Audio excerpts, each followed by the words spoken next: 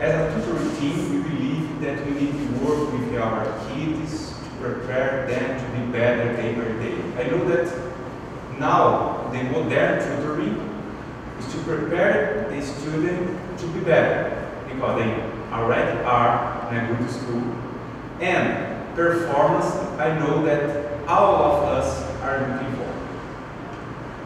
I have a friend that when he was a student, he has a brilliant career as a student.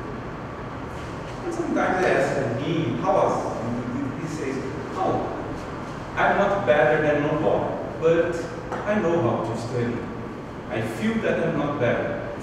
He was the first person in Latin America that got a gold medal in the International Olympics of Physics. And he's graduated in MIT at the age of 19. Okay, Gustavo by Braga, please. Thank you very much, Professor. Thanks for inviting me. I'm very glad to be here today. I will start by apologizing for a little delay. Like weather conditions got some of us really a little late. But well, I guess Professor Faria has already introduced me a little bit. So let me just tell you what I do today. I graduated in electrical engineering and computer science from MIT back in 2014. I came back here to Brazil almost immediately. I stayed in the US like very short, less than 24 hours after I graduated. I kind of managed to rush graduation quite a bit. So as most of you guys probably know, like college in the US usually takes 4 years, at least on most universities. We do have some community colleges that you can probably graduate in 2 or maybe 3 years, but on MIT, most courses take 4 years.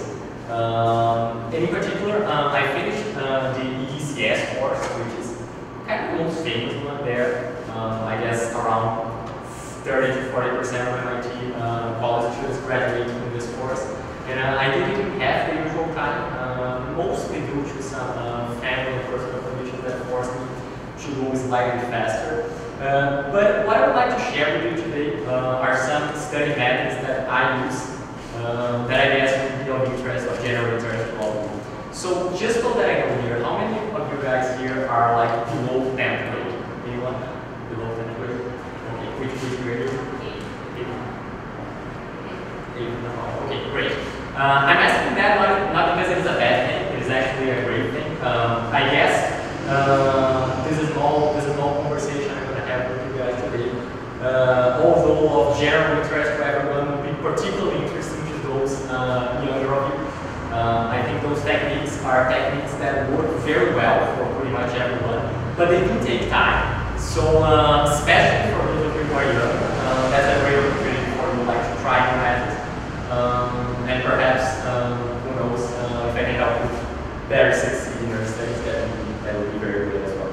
So I call this presentation Bridging Knowledge Gaps because, well, I think one of the most important things that we have to learn, and when I say we, I include myself in that because I always think that we have to keep studying for life, regardless of which profession you're in, regardless of which field you end up going to. Most areas nowadays require like constant deepening in specialization in order for you to be the best among those of your peers. So I would like to start with a very simple question. But first let me tell you what this lecture is not about. So this is not a lecture on practical tips on how to study. I'm not here to tell you like what you should or what you should not do in order to perform better in your studies. This is also not a lecture on techniques for improving concentration. It is not a lecture on speed reading. Speed reading is something that is quite useful. I can talk to you a little bit about that later, but that won't be the main focus of our lecture here. And it is also not a lecture about the best way to take exams. So I'm not going to tell you whether you should make educated guesses on the SAT or not. That's not it here. But of course, I can talk about all of that later. I prepared some time for a Q&A section in the end. So if you guys want to know a little bit about my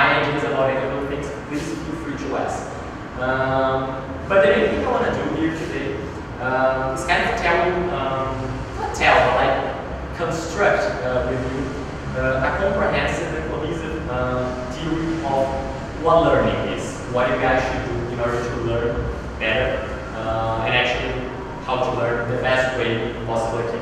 So a very simple question I would like to begin with is, what is learning? Does anyone have a good definition for what learning actually is? If anyone can try, just raise your hand. Yeah, sure. Gaining knowledge. Gaining knowledge, that's actually a perfect definition. That's the definition I was intending to present, so thank you very much for addressing that to all of us. Well, I was going to say that many philosophers and many thinkers in general have probably come up with very varied definitions of learning. But I think learning is mostly gaining knowledge. Not any knowledge, but a very specific kind of knowledge, which is the knowledge that is already possessed by mankind, by humankind. Most people would agree that if you are to find something new, you are not kind of learning anything, you are more like discovering the thing. So if you make like a great advance in mathematics or in physics or in chemistry, or in whichever field you may choose, you are probably not describing that as learning something, or much more likely to describe that as discovering something new. So learning is gaining knowledge, gaining personal knowledge that is already known to other people. That's the basic definition I would like to start with. But for our purposes here, the idea I have of knowledge is mostly of connecting dots. So an analogy I like very much to use is that each of us has a kind of boundary of all the stuff we know. And stuff we know does include knowledge, but it also includes what is usually called information. So I'm an electrical engineer. I have a very precise definition for information, which is the one most of you end up going to. I'm an electrical engineer or computer science or maybe computer engineering will use during college. But I would like to make here a kind of fundamental distinction between knowledge and information. Can someone guess what that distinction would be? Do you know, like, what difference would you guys say there is between knowledge and information? Sure. Would information be like what is like facts and knowledge is like interpretive facts? Yeah, that's a great definition. That's great. So I'm going to repeat what you just said so that everyone can listen. So what he said is that information is mostly about facts, while knowledge is mostly about interpreting facts. That is a very good definition. I'm just going to play around your words a little bit and say that information is generally what you throw out quickly. So, do you guys know what the address here is? Does anyone remember what the address here is? I do remember that, but I would bet that most, or at least some of us, wouldn't. Even though most of us just probably throw that on waste just coming here. Because that's information. We use information, we gather information from a lot of different sources, and then we just throw it away.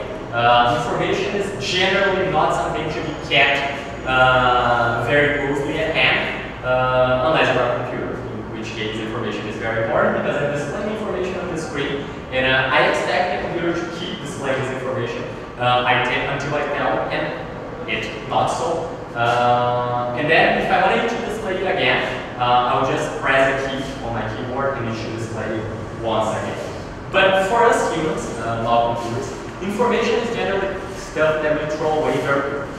And this is something of fundamental distinction because in order to learn something, in order to gain knowledge, you will most of the times have to deal with a bunch of different information. But you won't keep all this information in mind after a while. So what you guys must do is trace lines in your brain. So allow me the analogy. You must kind of trace lines in your brain that will connect one information, one piece of information to another, so that if you kind of forget some of this important information, you will have ways to trace it back. So I like to use this analogy very much that learning is connecting dots. It is creating connections between information that will be useful for you to retrieve information once you forget that, because you inevitably will. So I tend to say that some of those dots are real, some of them are complex. And I'm of course joking here. If any of you guys have already gone into a little bit more advanced math and learned about real and going to understand this role. But for the rest of us, I will just explain very quickly what those graphs are. That information will probably not be the most interesting reading for those who are not like more math oriented, but I think it's a very interesting example. So I would very much appreciate if you guys stay with me for a while, like 2 minutes, while I explain very quickly what those graphs actually mean. So on your left here, we have what is called the real plane, the Cartesian plane. And it's basically composed of 2 axes, x-axis on the horizontal line, and the y-axis, which is the vertical line. And you can basically represent points on this plane. Any point on this plane can be perfectly and uniquely represented by giving 2 coordinates, which will be the coordinate on the x-axis and the coordinate on the y-axis. So we can see there the point D, which has coordinates 6 and 5. Plus 6 and plus 5, you can see, which basically means you walk 6 units to the right and 5 units up, and you get point B. So it should not be terribly hard for you to convince yourself that if I give you any pair of numbers, and we establish a convention here that the first one will represent units on the x-axis and the second one will represent units on the y-axis, it should not be terribly hard for you to convince yourself that each point can be represented, and more than that, that it can be represented uniquely. That should not be that hard. On the right side, on the other hand, we have what is called the complex plane. And the complex plane represents complex numbers. Have any of you guys ever heard of complex numbers? What complex numbers are? So basically, complex numbers were something that they were created basically for us to be able to solve equations that real numbers wouldn't allow us to. That's a very basic definition. If any mathematician wasn't here, they would probably be able to tell you much more. But I'm not going to details here. What I'm going to say is that there is a perfect correspondence between points in the real plane and points in the complex plane. And that's something very useful because if any of you guys have ever learned about complex number, that's probably how your professor, that's probably how your teacher first taught you. He taught you to use a correspondence between points in the real plane that are being translated or that are being drawn now on a complex plane. And that is a one-to-one function, which mathematically is also called a bijection. And the point here is that you didn't really learn complex numbers by listening to this information. I just gave you a very concise definition of what complex numbers are. But most of you, if you don't already know complex numbers, you were probably not able to get a real grasp of what it all meant. And that's on purpose, actually. Because I just thrown you a bunch of information. You didn't gain knowledge about this information because you didn't perform the necessary mental steps from going to the image on your left to the image on your right. And what is actually a pity is that most of the students, I was going to say here in Brazil, but I think most of the students in the world tend not to gain this kind of knowledge because they don't go through the mental steps necessary to acquire the knowledge of what all that I just said actually means. So keep that example in mind. I might go back to that in the other presentation if we have some time. But the point is that in order to go from one point to another, you generally have to use those mental grids. You have some ideal conception of what some very basic thing is. And when you hear about something else new, you kind of make the connection between what you already know and what you are just learning by means of an analogy. I just used plenty of analogies here in this lecture today already. I'm going to use plenty of new ones. But the idea is that if you are missing any of the previous steps, you are probably not going to be able to make new steps. Or in other words, if your bridge is broken or if it's missing a piece, you probably won't be able to go from one point to the other. You probably won't be able to connect the lines and actually gain knowledge from the information. What this generally translates to in our day-to-day classes is that the professor is telling you a bunch of stuff that you just don't understand. I mean, you understand what he's saying, same. You know what each word of what he's saying means, but you can make sense of that. They are just like a bunch of words that connect to make sentences that you won't make any meaning. So what I'm going to try to tell you is how we can fix those broken bridges. And fixing broken bridges generally require language. It's very hard to construct a bridge out of nowhere. You're going to need something to sustain you while you repair this bridge. And the main idea is that knowledge comes in steps. That's actually the key point I would like to convey to you today. And I'm going to spend quite a lot of time on this slide because I want you to understand very well what it means. That knowledge comes in steps, and here I represent the steps of learning. I think the most basic step is language. So I guess most of you guys have a kind of intuitive definition of what a language is. I'm talking to you here in English. Before I started this presentation, I was talking to Professor Havard in Portuguese. Those are languages, but those are not the only languages that exist. Another very important language is mathematics. Some people like to call math a science. I think they are terribly wrong. Math is no science, math is a language. And that is fundamental because when you go from the step from language to science, you're going to use language to translate, to convey facts about science. So if I come here to you and say that if I drop the cell phone, it falls, I just use the language to convey a physical truth, right? I convey a physical truth that if I drop the cell phone, or more generally any object, it will fall. That is a very simple assertion.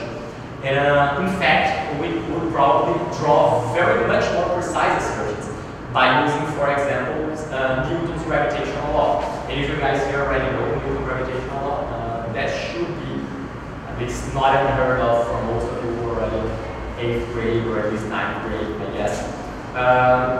So Newton's law, I'm not drawing it here on the slide, I don't think it's necessary, but Newton's law is a mathematical representation of what I just said, that if I let objects go, they will fall. And I'm using two different languages, English and mathematics, to express the same physical phenomenon, namely the falling of a cell phone. But I can use that in very different degrees of detail. When I say that in English, everyone understands me, but it doesn't give you that much information. It doesn't tell you how quickly the cell phone falls. It doesn't tell you how the fall of the cell phone will compare to the fall of this wallet, for example. So does the cell phone and the wallet fall at the same speed? They do not fall at the same speed. Does the heavy one fall faster? Does the heavy one fall slowly? So the English language, although it would be possible to tell all that in English, it would actually take quite a long time. While a mathematical equation can represent all that in maybe half or even a third of a line. So languages have different degrees of precision, and an important thing to understand is that this degree of precision is not absolute. Do we have, for example, any psychologists here in Europe, anyone who works with psychology, historians maybe, you know? But probably if you go to a psychologist anytime in your life, they will probably not use math to convey any idea to you. And that's because math, although it has quite a good degree of detail to describe physical phenomena, it does not have quite the same level of detail to describe the phenomena that is of interest to psychology. And that's really a fundamental distinction to me. So there are many languages. Languages are not only what we usually call English, Portuguese, Chinese, German. That's not all languages that there are. Math is another quite important language. And inside math, we can say we have a lot of dialects. We can call it algebra. We can call it geometry. All those are languages, and they are there to express information. And they are there to express information as concisely as possible. So it is in the end up to you to decide which of those languages, or more specifically, which of those dialects is best to use in order to express the information that you want.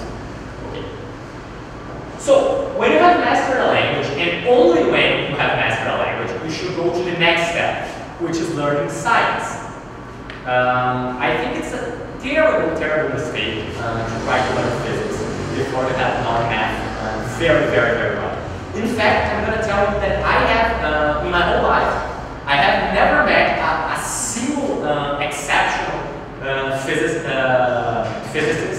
who had not previously mastered math.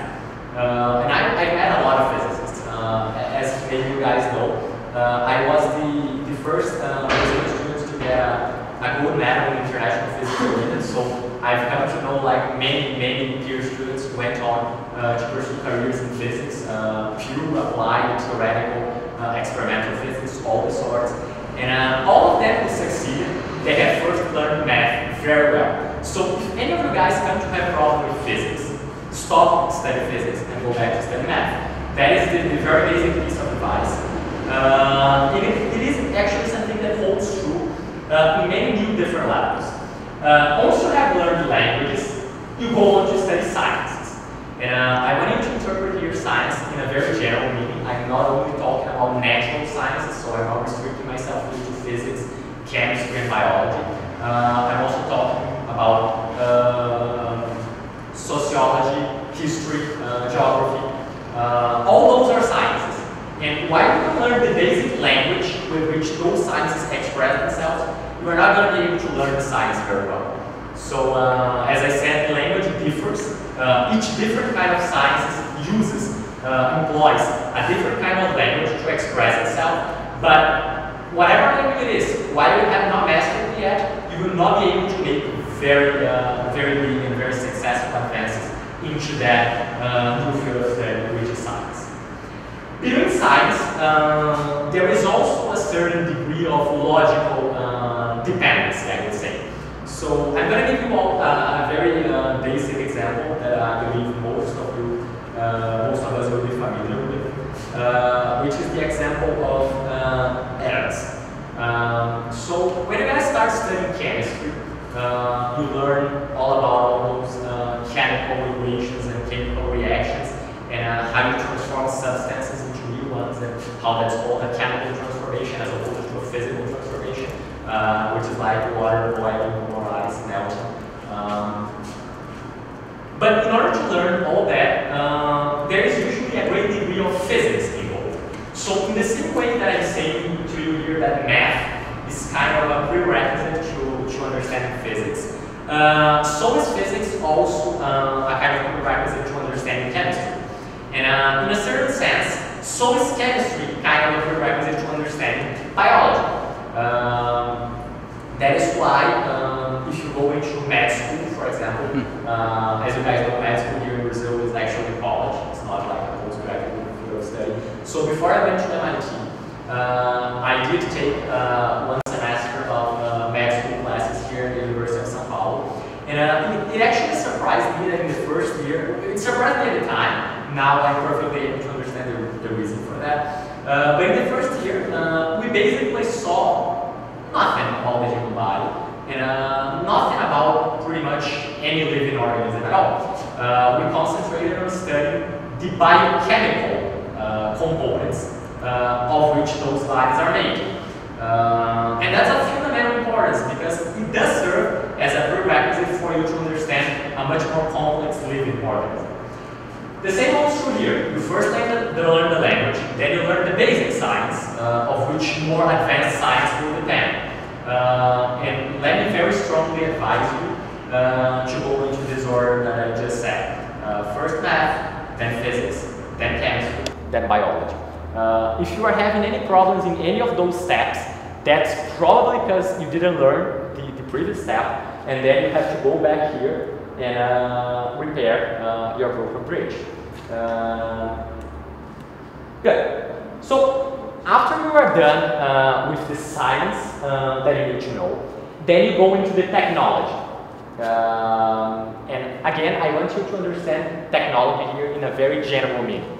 I'm not only saying stuff about engineering, though I do mean mostly engineering here, and of course I use engineering as an example because that is my main field of study. So I graduated in electrical engineering, as I believe I have told you in the beginning.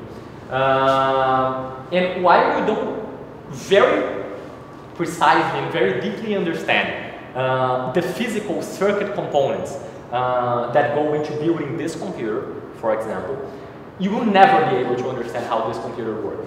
Because such a simple act as pressing this keyboard, it involves a lot of physics, very complex physics that will demand very heavy math to understand. And math is again a language. So you have to build your knowledge step by step. If you try to jump steps, either of two things will happen. The first one is that you will fall, and you'll be lucky if that happens. Because if you fall, you will immediately know that you have jumped or that you have tried to jump one step, and you go back to the step below. Or maybe you will be able to make the jump, but you will kind of, if you allow me another analogy, you will kind of injure your leg. And that injured leg will kind of follow you all your way through this very, very, very high ladder, which is the ladder of knowledge. And it will come a point, perhaps a point very high in the ladder, for the most unlucky of us, that you will just realize you are missing many, many, many steps on the way, and you're gonna fall. So what I really advise you is to learn the prerequisites very well. That is basically the most important advice I think I could give you. Of course, I can spend the rest of our time here talking about techniques on how to study, but bear in mind that none of those techniques will work for anyone if you are not on the proper step. If you are jumping steps, it will not work. So that is basically the main lesson I would like you to take from here today. And before we go into a more informal conversation instead of this lecture, I know lectures, they tend to be boring when people keep talking for too long. It tends to turn into information instead of knowledge. So, step by step, as I just told you, is language comes first. You cannot express yourself if you don't know the language. Technology comes last. You don't apply science into technology until you know the science very well. It is not a matter of hierarchy. That is something very important.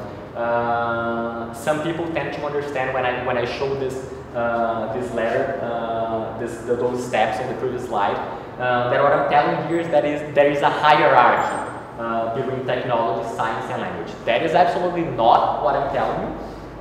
It is not a matter of hierarchy. It is not languages. It is not that languages are more important or less important than technology. It is just that there is logical dependency between that. And if you skip the logic, you're not going to learn it well. Well, here comes a very interesting message, kind of food for thought that I will let you guys with, which is that when talking about time travel, virtually everyone worries, and not without reason, about radically changing the present by altering some small thing in the past. But, paradoxically enough, barely anyone seems to believe that altering small things in the present can radically change the future. That's really a paradox. I hope most of you will be able to grasp what message I intend to convey. So, if any of you guys have, while you were kids, if any of you have ever entertained thoughts about one day building a time machine and being able to travel through time, one question that always comes into everyone's mind is, well, what if I change something in the past and my parents never meet? Then I would never be born, and then how could I have traveled through time to change that? And that's kind of a very philosophical question. I'm not really going the issue here. But the point is that everyone agrees that small changes in the past can have dramatic effects on the present. So why is not that radical changes, why is not that small changes here in the present can have dramatic changes in the future? I believe it can, and I believe the best way for you to achieve those dramatic changes in your knowledge in the future is by going step by step. Thank you very much. I'm going to leave you with questions more informally, if you guys allow me. So, thank you very much. So, I'm actually going to go back a few slides here to the kind of second one. So, if you guys want to talk about any of those things that the lecture was not about, we can talk about it now. Sure. So in MIT, during your time in MIT, how was the workload? The workload. So I think that is probably true for most universities in the US. I cannot talk about universities like in Europe in general because I honestly don't know them. But in the US, workload is variable. You can kind of set your workload according to your own will, with consent or with the consent of your advisor, of course. But you can go from a very, very heavy workload to a relatively light workload if you want to go like into sports, or if you want to represent your college or university into like sports championship, or else dedicate yourself to any other extracurricular activity pretty much. So it is, it basically depends on you. You can make it very heavy or you can make it fairly light. Sure. So what level of math do you think is required to do like physics or chemistry? I'm a 10th grader, so for like That's great, yeah. What I would advise is that you should learn calculus before going to physics. I realize that's probably a very odd advice that most, I don't know, most people wouldn't give you, I guess. But I do think calculus is very, very important if you are to learn physics, because otherwise you're going to understand nothing about the very introductory physics. Like, if you don't know derivatives, you will not have a good grasp of what, maybe you're going to have a good grasp of what velocity is, speed, but you really won't understand the concept of acceleration. You're just going to memorize it and it will kind of make sense to you, but you're going to get yourself in trouble after some more steps. So my advice would be learn at least single variable calculus before going to physics. It is not terribly hard, it doesn't take that long. Can you share your tips for improving concentration? Sure. So I think concentration is it is probably the most important thing when you are starting studying. You do need a very reliable environment. And by reliable, I mean an environment that doesn't change much. It doesn't necessarily need to be noise-free. Some people, actually most people with time, can adapt to study in kind of noisy environments. And from my perspective, those people are the people that tend to perform the best on exams. People who study on noisy, of course when I say noisy, I'm not talking about like people screaming next to you. But it doesn't have to be perfectly silent. I think most people take this idea wrong. It just needs to be reliable. It needs to have like a level of noise that is kind of the same every day. And then you're eventually gonna adapt your mind to that degree of noise. And it would just be as if noise was not there. I think that's something very important for people who live here in São Paulo, because the city is very noisy. I didn't grow up here. I grew up in São José dos Campos, which is not far from here. It's perhaps like 60 miles or so. And in São José, it is much easier to find silent places to study. Here in São Paulo, even if you go like to the public library, there will be cars and there will be vehicles on the street making a lot of noise. I wouldn't worry much about that. I would just make sure that I find the most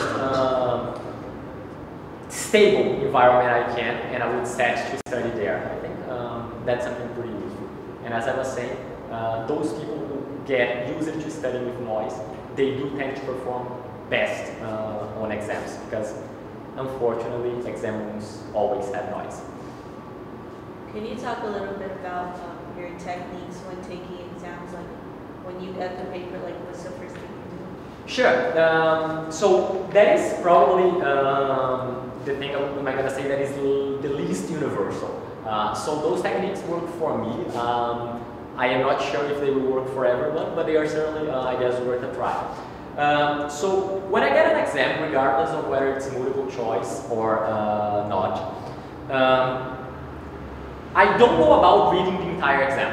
I read each question and I try to do all the questions I know in the order they are shown on the exam. Because I think people will generally get nervous when, okay, they will either get nervous when they read the exam entirely, because they will realize there are a bunch of questions they don't know. Or they will not get nervous because they will find out they already know most of the questions. So in the first case, it would have been better not to read the entire exam because then we wouldn't be nervous. And in the second case, it wouldn't make a difference because if you already know most of the questions, well, just do them in the order they are shown. So basically, I think like for me, logically, what works is that I read question 1 and I do question 1, I read question 2 and I do question 2. And of course, if when it comes to question 3, I just don't know, I will skip it and come back later if I have time left. This is, I generally do in Brazilian exams. I generally don't in American exams. Exams here in Brazil, that's a very interesting difference. Most tests here in Brazil, they are designed so that students can do them with a certain degree of calm. They don't have to rush that much through tests. On the US, on the other hand, you can start by the SAT. It is a really fast-paced exam, but even if you go to like college exams, they are really fast as well. So generally, when you skip a question, you won't have much time to go back to it. And that's fine. You don't have to worry too much. Just do your best and do everything as quickly as you can while maintaining accuracy. I think that's basically it. So I have my IB exam in 6 weeks, and there are a lot of conversation going on. There's a lot of conversation going on between the seniors about how best to study, either by doing practice papers and learning by doing things wrong, or by reviewing everything and learning by learning. What do you find most beneficial? Well, I think a combination of them. I don't believe you should focus entirely on like just solving practice questions. I think that tends not to work. I think you should devote some time, especially some time prior to going to the questions, to actually understand the theory behind those questions. But then a certain degree of practice is necessary. So when you feel you are having a good grasp of the theory, then I think it's time to go to the practice questions. Generally, I would say vary your methods as much as time will allow you to. Of course, you should not be like fasting forward and back from one method to the other. But if you have time to prepare, you should definitely try all methods that you can possibly hear about to decide which one works best for you, or which ones work best for you.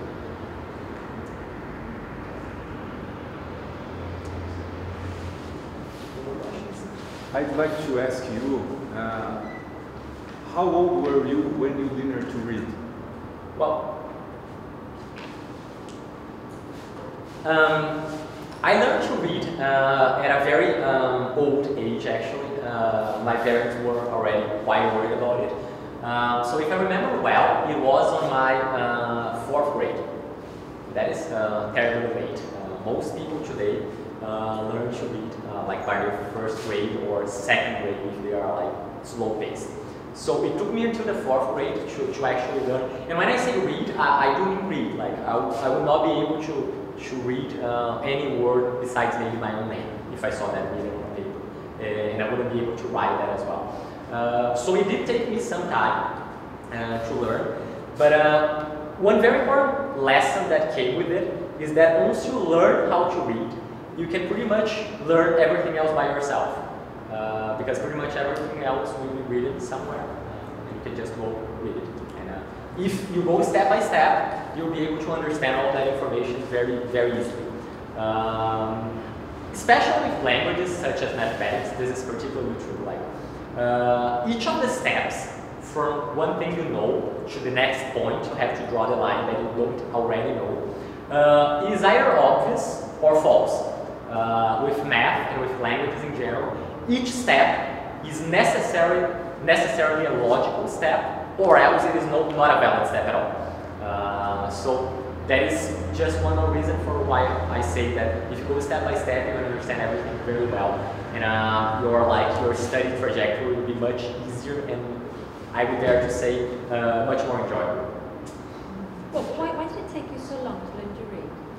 Well, I don't actually know. Probably I didn't like school very much. I always thought school was kind of boring, to be honest. I don't know. I like staying home, playing video games and stuff. And I don't know. It just didn't interest me very much to learn all the information I saw written on the blackboard, or that I saw the teacher, or that I listened to the teacher say. So I guess it was mostly like a matter of lack of interest, perhaps. And how? Sorry. So do you take notes on things that you learn, or is there like a specific way that you tend to study? Again, that is probably something that is not very universal. It is true for, what I'm going to say is true for me, but I'm not sure if it's true for everyone. I particularly don't like to take notes, not many notes at least, because I kind of feel that I cannot do very well two things at once. So I either write or I pay attention to what the professor is saying. So most of the times while I'm writing, I am really not observing the information that is being passed by the professor.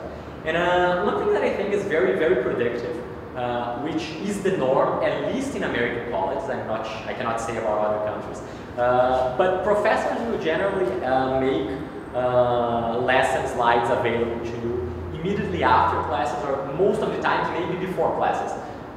So you don't really have to take all that many notes.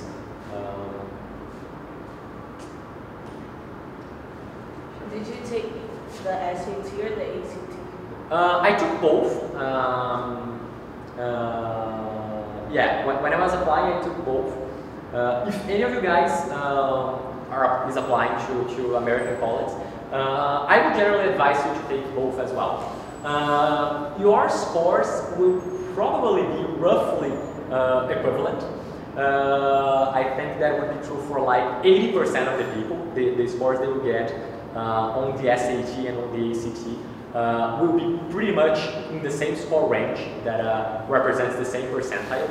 But if you happen to fall in the lucky 20%, well, maybe you will perform much better on one of the tests than on the other, and most schools will let you use score choice, which basically means that you can only send your best score. So it is worth, I don't know, $200, I guess, to take both. I would advise. But do you have any like tips? Because like my sister's gonna start studying now for the SAT, and like not only for studying, but like while you're taking the test. Sure, I think the study you're gonna do is pretty much the same for both of them. The difference is mostly on pacing. So I would advise you to take an SAT practice test. If you think the pacing is fine, then you are probably the kind of person who will perform better in the ACT, because the questions on the ACT, they tend to be easier, but you have to do them much faster. So if the pacing is good, if you feel you can do all the questions in the allotted time for the SAT, then perhaps it is a good idea for you to try the ACT. But if when you do the SAT for the first time, you already feel it's going too fast, then I would say that probably the ACT is not the best test for you. I would stick with the SAT. Did you read all the passages, or? Yes, I do advise you to read all the passages. Again, that is probably not universal. I've met quite a few people who scored very well on either or both of the tests, with like just skimming through the passages, and then when they read the question, they go back to try to the part of the passage the question is referring to, and just grab the general idea. But for me, it works best to understand the passage as a whole, and in as much detail as I can in, let's say, 5 minutes, and then go to the questions instead of like going back and forth all the time.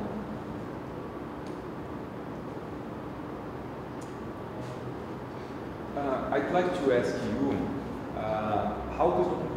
how did you discover your interest for math? And that you can talk about too, the difference about knowledge and to think about knowledge. Because I remember that day I saw you talk one day about your first experience in an Olympiad of math. Sure. Well, so my interest for math kind of started on the 6th grade, I would say. That is when people learn first degree equations. And first degree equations are a very interesting topic because it is pretty much the first time in the student's life that they will see a variable. They will see the concept of a variable. Because before that, in math, they are mostly dealing with numbers. They will see like numerical expressions, they will learn the order of operations and parentheses and exponentiation sometimes. But they will have never seen an x or an y in a math formula. And when they go into first degree equations, that's when they're going to see something that is not a number. And that is generally a very memorable moment. And for my lucky, I guess, when I was like in the day before this class, I started reading the next page on the textbook, and I learned first degree equations by myself. First degree equations by myself. And when I got into classes, I don't know, it was a kind of rewarding experience to acknowledge that I already knew something that the professor, the teacher, was just starting to teach. And that's probably how my interest started. Then I kind of quickly realized I could learn stuff faster by reading than by listening to the teacher explain in class. In part because, I don't know, you're going to have like 3 or at most 4 math classes on the week. And you can pretty much read the textbook at any time you want. So I kind of kept advancing on the math textbook. And I remember that like by the end of my 6th grade, I had already read like all the school textbooks until like 12th grade for math. I'm sorry, by the end of my 7th grade, I had already read all the textbooks until the 12th. So like in 1 year and a half, I was able to read 6 years. That's about 4 times as fast. About the collection, Gelson Yezi. Yeah, that's a very good one. If any of you guys is willing to take my advice and like study math step by step, a very good collection I would recommend is Gelson Yezi's. It's called Fundamentos da Matemática Elementar, sometimes abbreviated by FME. We have some here that are read well. That is a very good one. That is really the best recommendation you could have for math books. Yes, but about the Olympiads, the first experience. Yeah, that's something very interesting. So on my 7th grade, pretty much by the end of my 7th grade, in the end of my 7th grade, when I had already read all the books until the 12th, as I just told you, I participated in my first math Olympiad. And it was a very small Olympiad. It was pretty much only my town and like neighboring towns that were competing. And like one of my math teachers, her name was Soraya, she told me, "Hey Gustavo, you were doing very well in classes. Why don't you go and participate on this competition right here?" So of course at this time, I had never heard the name Olympiad except in reference to sports. But like for me, academic Olympiads was a new concept. And I remember I was very reticent to take this test because it was on Saturday. I was really not very much in the mood to wake up earlier on a Saturday just to take a test. But she insisted and I said, okay, let's go. And of course, it is not a test designed for high school students. It was a test designed for middle high years. But even though I already knew all high school content, when I got into the test, when I got into the exam room and I read the questions, I didn't know how to do any of them. Because the kind of the level that is required for Olympiads, it is much more advanced than what is generally required for like normal school exams. And that was probably something that made my interest for math grow very sharply. Because, well, if I can know all the information and still not be able to take the test.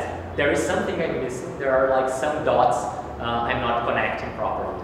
And that's kind of when I got back to the textbook and started reviewing everything I had learned to try to make those connections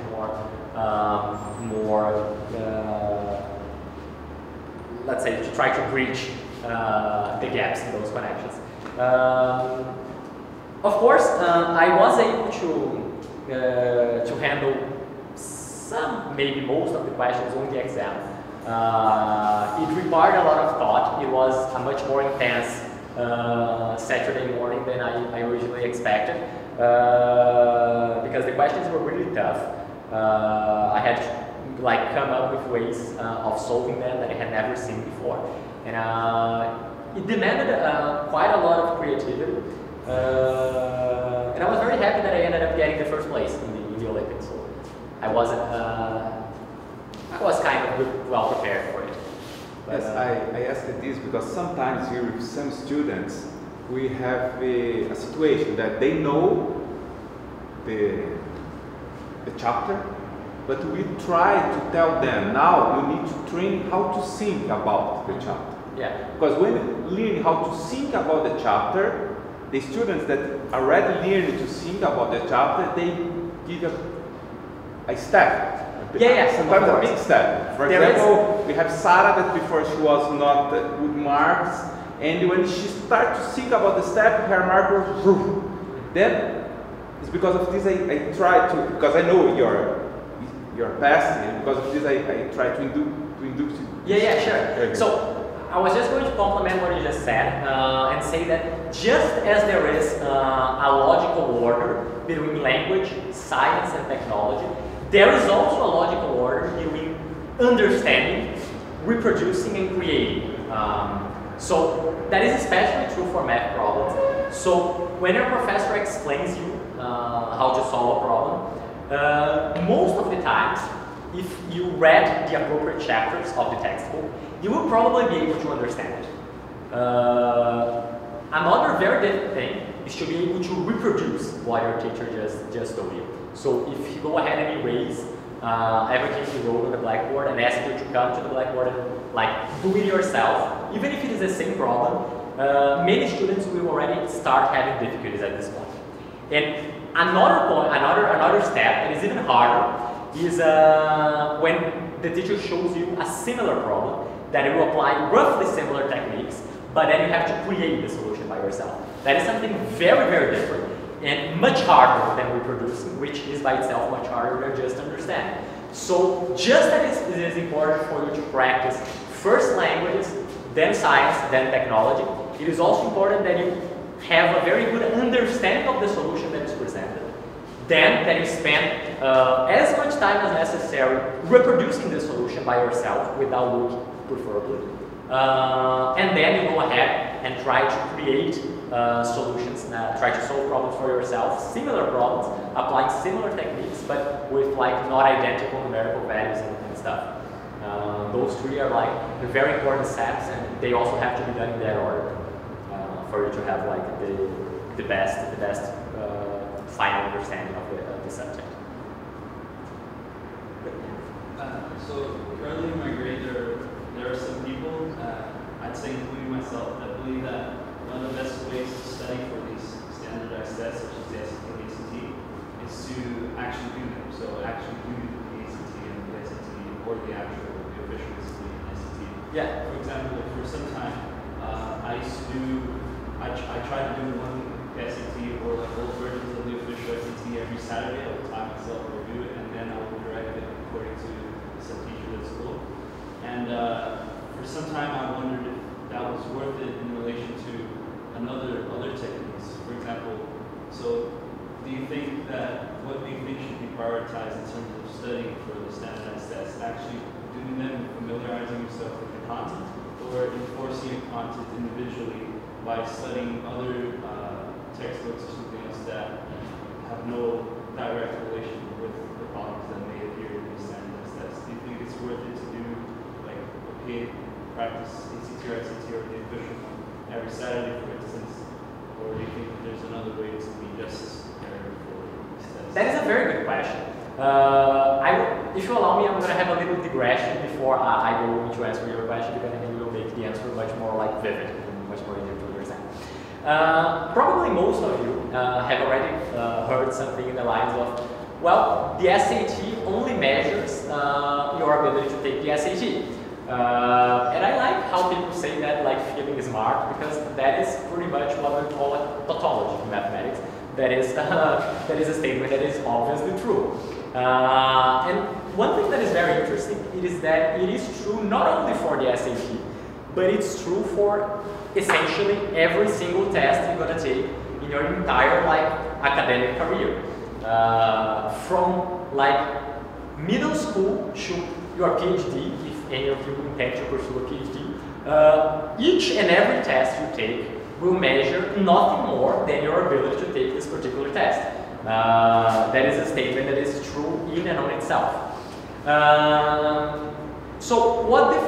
Given that this is true, what I think differentiates a good test and a bad test is how well your ability to take this particular test correlates with your knowledge of the subject the test is over. So I repeat that slowly so that all of you guys get it. So if it is the case, as I'm sure we should all agree it is, that any particular test measures nothing more than your ability to take that particular test, then a good test is a test for which your ability to take it correlates well with your knowledge of the subject the test is supposed to cover. And that said, I think both the SAT and the ACT are very good tests. I think your ability to take the SAT and your ability to take the ACT correlates surprisingly well, exceedingly well I would say, with your knowledge of basic math and written English language, which are the subjects the SAT and the ACT cover. So, given that I believe they are good tests, I would say that the best way to study for them is to actually learn the subject, the content they are trying to cover. That might sound obvious, but it is not. For many tests that I have taken, and for many tests that you will take in your life, I would advise you to the contrary. I would tell you that the best way to prepare for that particular test is not by learning the subject it is intended to cover, but simply by repeatedly taking the same test over and over again. Because, performing well in this test has no correlation whatsoever, or at least has a very small correlation with actually knowing the content. I will not cite tests individually here. That would probably not be considered very polite, but I would say, kind of embracing the SAT and the ACT. I would say that I think they are very good tests, and therefore I would try to devote some time to studying not only through the exam, but also aside part of the exam. A very good way, especially for the SAT, that I would recommend, is by learning new vocabulary. I'm well aware that the SAT has undergone some recent changes, and they have kind of they are not covering the vocabulary section anymore. They are not having the sentence completion section in which you have to go and pick the best word among a group of 5 that would best complete a particular sentence. That used to be a very hard section, especially for Brazilian students, because of course it was intended to be hard for American students. If they are covering advanced, if they are covering what would be considered advanced vocabulary for an American student, then for a Brazilian student that would be very advanced vocabulary. So they don't have that anymore, but it's still having a good command of advanced vocabulary will help you very much during the exam. It will make reading the passage much easier, much more enjoyable, and especially much faster. And I don't know who asked that in the beginning. I think that was you. Whether you should read the entire passage or if you should just skim through the passage and go straight to the questions and come back. I think if you have a good command of the advanced vocabulary that the SAT and the ACT covers, you will be able to read the passage faster, and therefore you will have enough time to read the entire passage and only after go to the questions. So yes, especially like regarding English, I would advise you to learn plenty of new vocabulary, and I would advise you to get familiarized with the kind of passages that are covered on SAT. There are some very good news and economic magazines that you can read. You guys can start reading like science texts in English. I'm sure most of you already do that. That's probably an advice that would be more well suited for Brazilian students. But I think it's never enough to say that familiarizing yourself with like academic and advanced academic texts in English will help you very much on those exams. I hope I was able to answer your question. That, of course, does not mean you should not practice. That, of course, does not mean you shouldn't take previous tests. Taking previous tests is always a good way to study, regardless for what test we're talking about. But for some tests, that is the only way, or at least the only effective way to study. I don't think that is the case for the SAT, neither for the ACT for the moment. Sure. Do you have any tips on how to study without being extremely stressed? I'm sorry. Any tips on how to not be stressed? Not be stressed. Well, I think the best way not to get stressed while you're studying is to be just a little bit ahead of the subjects that you are learning in school. And there is a very logical reason for that. Let's say you have a math test tomorrow. So it's already in the night. After we finish this lecture, we're going to have to study for your math test tomorrow. If you don't know the contents for the math test tomorrow, well, you have absolutely no option. You're going to have to study today because the test is tomorrow. If you don't study today, you won't have time to study at all. But if you already know the contents, then you can kind of manage your schedule in order not to study when you don't feel like to, or at least when you don't feel very much in the mood. And that goes a great way into reducing stress. The most stressful thing you can generally do is to do something at a time you don't want to do the thing. So if you are just a little bit ahead, so that you don't have like this necessity to study that particular subject on that particular day, stress becomes much more manageable, I would say. What will you do on the day of the test? You study? Usually in the day of the test? Well, I think a general answer for that would be I try not to. But that really depends. And it depends mostly on how long you have been studying for that exam. So if it is an exam that you have been studying for a long time, for example the SAT, it is probably not a good idea to study on the day of the test. Because let's say you have been studying for the SAT for what? 2 months, let's say 50 days. So one more day represents less than 2% of your already spent time, on your time already spent. And that's probably going to make very, very little difference. And it is not worth the additional stress. And yeah, it is just not worth the additional stress you're going to go into. But on the other hand, if it is an exam that you have been studying for just 2 days, then one additional day is 50% more time, and maybe it is worth it. It is a trade-off between being stressed and actually knowing more content. Okay. You have to kind of find what percentage is the cutoff for you.